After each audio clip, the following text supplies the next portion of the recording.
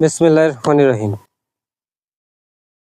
Colour bird মুরগি পালনের ক্ষেত্রে আমাদের কিছু তথ্য জানা খুব জরুরি। এই মুরগিগুলো শর্ট টাইম বা 40 থেকে 45 দিন বয়সে বিক্রির উপযোগী হয়ে পড়ে।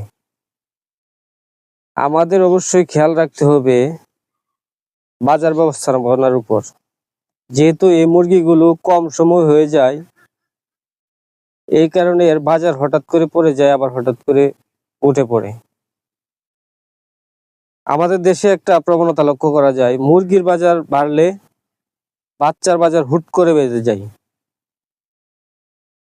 আমাদের এটা খেয়াল রাখতে হবে, আমি আজকে যে বাচ্চা উঠালাম, এই বাচ্চা মিনিমাম 40 থেকে 45 দিন পর লালন পালন করে বিক্রি করতে হবে। সেক্ষেত্রে অতিরিক্ত দাম দিয়ে কখনোই বাচ্চা কেনা যাবে না। লস দেওয়ার চেয়ে ফার্ম খালি রাখাই উত্তম। এরপর আসি ফার্ম ব্যবস্থাপনায়। ব্রুডিংটা যথাযথভাবে বা ডাক্তারের পরামর্শ অনুযায়ী, ডাক্তার যেভাবে বলে সেভাবে করতে হবে। আপনার ব্রুডিং ব্যবস্থাপনা যদি ভালো না করতে পারেন, তাহলে পুরো বেস ঝামেলা পোহাতে হবে। এই ধরুন ব্রুডিং নিউমোনিয়া, এন্টেরিটিস এই ধরনের রোগে আক্রান্ত হতে পারে। এরপর হচ্ছে ভ্যাকসিনেশন। 1 থেকে 4র্থ দিন ব্রুডিং এর ওষুধ খাওয়াবেন। 5ম দিনের রানীক্ষেত এর লাইভ ভ্যাকসিন দিবেন।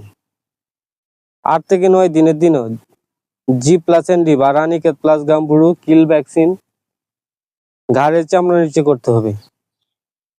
এই ভ্যাকসিন অনেকেই দেয় না।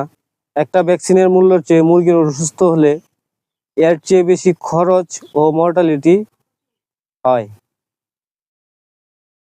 12তম দিনে আবার গাম্বুরু ও 18তম দিনে গাম্বুরু বুস্টার দিতে হবে। 24তম দিনে আবার রানীক্ষেত ভ্যাকসিন দিতে হবে। যখন মুরগি টুকরি করবে তখন ঠুট ছেঁকা দিতে হবে এবং ধাপে ধাপে অসুস্থ হবে। অসুস্থ হলে ডাক্তার পরামর্শ অনুযায়ী, ডাক্তার যেভাবে যে ওষুধ বলে সেভাবে ওষুধগুলো খাওয়াবেন। এই পন্থাগুলো মেনে মুরগি পালন করুন।